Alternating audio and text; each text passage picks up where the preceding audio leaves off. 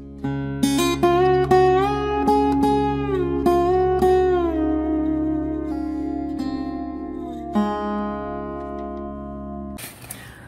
back to my channel, and I want to thank you for returning. And for those of you who this is your first time here on my channel, I want to welcome you to my channel. My name is Michelle, and I'm talking about my breast cancer journey. And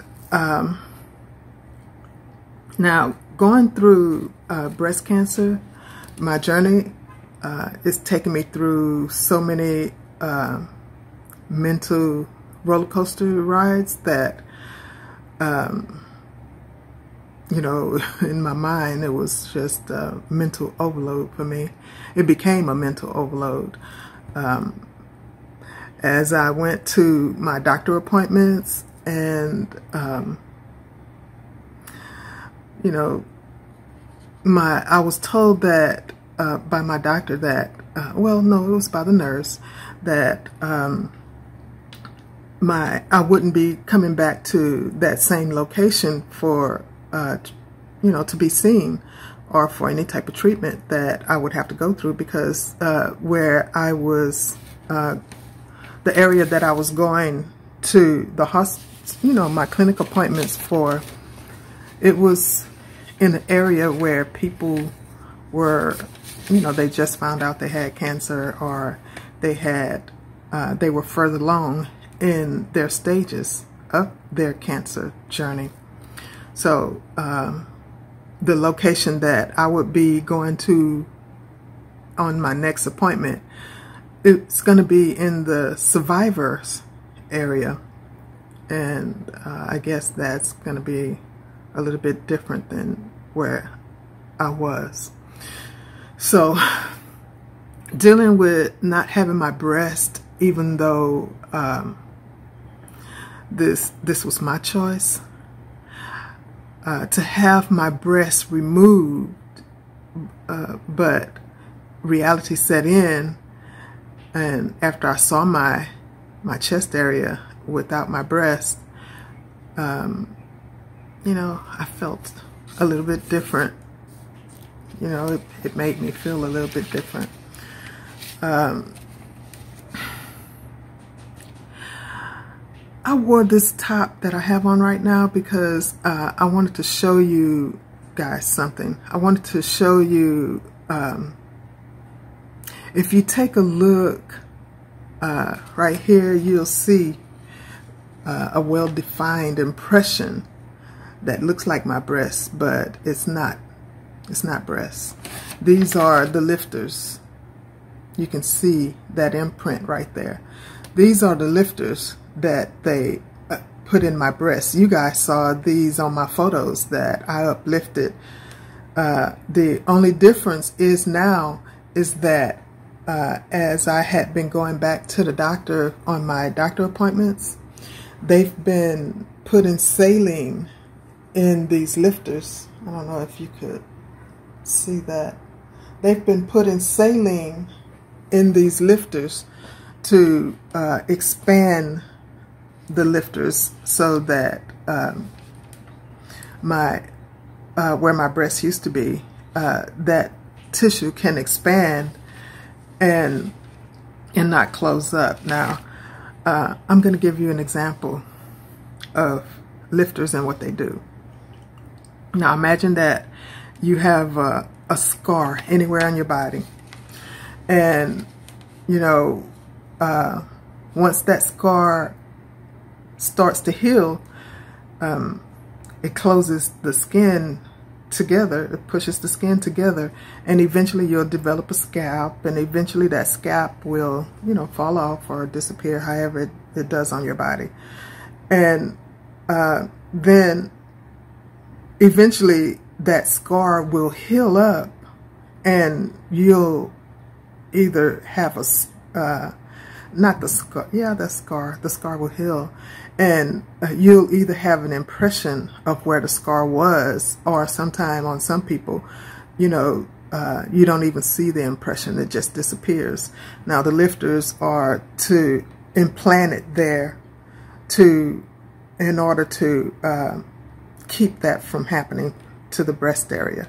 Now, when the oncologist went in and took the tissue out, the breast tissue out, he took the cancer out and took the breast tissue surrounding the cancer. He took all of it out. And once he took that out, another team was there at that moment. That glare is bothering me. That the next team was there at that moment, prepared and ready to do their part of the surgery. And their part of the surgery was to replace my breast tissue with these lifters. And now the lifters, I don't know if I said this, but I'm going to repeat myself. The lifters are, once they're there and I started going to my doctor appointments, each doctor visit, they would insert with a needle in the skin, about right here somewhere on each side. They would insert a needle in there with saline inside the needle in order to expand the lifters. And that's how they expand the lifters, with the saline that they put inside the breast. And eventually the breast expanded to the point where when it got to my breast size, that's when they stopped inserting the saline into the lifters, and they're now preparing me to do my second surgery. Now,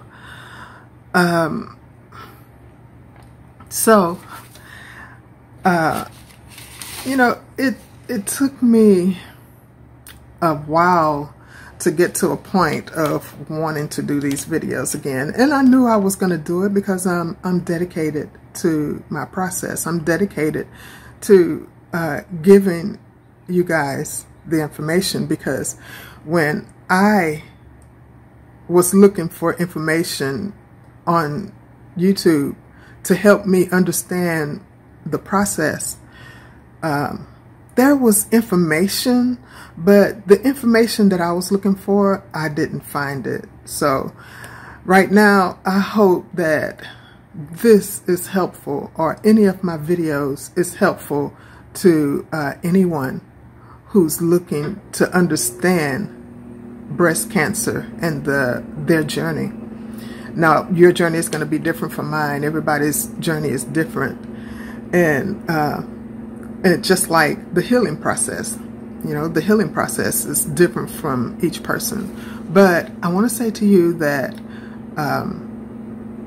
I had no desire to take pictures of myself or to make videos at that moment. You know, after my last video of those photos, that was the last video before recently putting out anything showing my person, because it was because of the way that I felt I looked to myself. You know, I don't care what it looked like to anyone else, but the way it looked to me, it depressed me. And I went through, and I'm still depressed, but not as depressed as I was. First, I had no breasts, which was my decision, and I couldn't exercise. You know, I've always exercised. I jogged, I did yoga, and I walked long distance, and my walking was strained. You know, I couldn't keep my balance, and I had gained so much weight. Oh my God, it just depresses me every time I look at myself. But, you know, I knew, and I'm about to make myself cry. I don't want to cry. But I knew why I gained the weight. I gained the weight because, you know, at first I had every intention in using the tissues from my abdomen to mold into breast tissue to replace my breast instead of using the saline breast or gel breast that they use to do reconstructive surgery or breast implants and stuff like that. But I wanted to use my own, but I've changed the way that I feel about that because of the hospital. I don't want to be in that hospital no longer than what I have to be. And the way that I wanted to do it, using the breast tissue, using the tissue from my abdomen, I would have had to been in the hospital 7 days. And but doing it the way that I'm going to do it now, I'm just going to be there overnight and be discharged the next day, just like when they removed the cancer from my breast. And I don't want another episode dealing with nurses who don't really care about how they treat their patients. So I want to limit that. And after that, yes, I am going to change hospitals. I'm going to change doctors reluctantly. But I'll no longer, once my everything is completed with this process, and that's the aftercare also, I'm no longer gonna go to this hospital, or use its facilities or anything like that. So I had gained so much weight that it's just depressing. I could no longer fit most of my clothes, which is depressing also, because I bought some nice sundresses for the summer, and thinking, before breast cancer, thinking that I would, have those to wear for the summer, and I can't fit them yet. I am going to lose the weight, but I had stopped caring for how my hair looked. I looked a funky mess to some people. When I say funky mess, I looked horrible. I looked horrible, and I didn't care, and that's one of the ways that I knew I was depressed. I felt unattractive to myself, and it was inflicted on myself because of the way that I was treating myself. I wasn't taking care of myself, my hygiene or anything. I was just depressed, and I couldn't get out of it. And I'm still there, but I'm still trying to get out of it. But I'm much better than I was. And some people can't understand or have not been able to understand the reason why I don't make commitments. I don't do anything that would make me disappoint somebody else. But I try, when somebody needs my help, I'll try to be there for them as much as I can. But with me being in this position, it's not much that I can do for anybody else. Now, my reconstructive surgery is coming soon. They gave me a tentative date as June the 14th, but that may change. I don't know. By the way, those rude nurses, the rude and mean nurses that I faced, they have been dealt with, and I'm just glad that that hospital didn't let that go unnoticed. But I am told by people who work there and other patients that there are many instances of the staff, not just nurses, and I'm not speaking of doctors, I'm speaking of like the registration people and the nurses, they are so rude. And it's like, I don't understand it, because I used to work for the state, and they sent us through rigorous customer service training, and I just don't understand how that hospital is missing it. I don't understand it. So it's not for me to understand. I'll pick up my cross and bear it and move on. So now, what I do want to talk with you about right now, I want to tell you about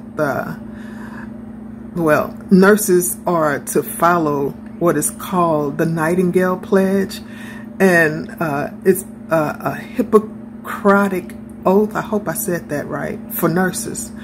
And I'm going to read you what I found. It says that a document was written in 1893, which was named after Florence Nightingale, who wrote the pledge. Florence Nightingale, she was the founder of modern nursing. Upon the nurses graduating, they had what's called a pinning ceremony for new nurses, where they recited a pledge to God in presence of many people to pass their life. Let me see. In the presence of many people, to pass their life in purity and in practice, practice their profession faithfully, and to abstain from whatever unsuspected harmful effect or mischievousness for their patients. And they pledged to do all in their power to maintain and execute, they pledged to do all in their power to maintain and elevate the standards of their profession. They pledged to devote themselves to the welfare of those committed to their care. These nurses failed me as their patient, but they have been dealt with. Now, I hope I read this right, or so that you could understand it. I don't have my glasses. I lost my glasses. No, I'm sorry. I didn't lose my glasses. I broke my glasses, and I'm waiting on my new glasses. So I'm doing the best I can. I'm struggling with it, but you get the gist of it. And if you didn't get the gist of it, you can look it up. It's called the Nightingale Pledge, a Hippocratic oath for nurses. So once again, we come to the end of this video, but I want to thank you guys for coming to this video and all my other videos to hear what it is that I'm talking about. And I want you to look forward to future videos to come. Now, I'm sorry about that light. Oh, that was horrible. I want you to like, share, and subscribe to this video, and make comments. Let me know what it is that you want me to talk about pertaining to breast cancer, and I will talk about it. Otherwise, I have other videos to come in the future, but right now I'm still on this journey of talking about my breast cancer journey. And when my journey is over, I am going to give you other videos talking about men breast cancer. Yes, men can get breast cancer also. So I'm going to talk about that, and I'm going to talk about other things pertaining to breast cancer. And I am going to join some breast cancer groups for survivors, and I'm going to continue with physical therapy, whether I'm at that still at that physical therapy location where I'm attending now, or whether I go to a gym. But stay tuned for more videos to come. Like, share, and subscribe. Make comments. Let me know what you want to hear. Bye.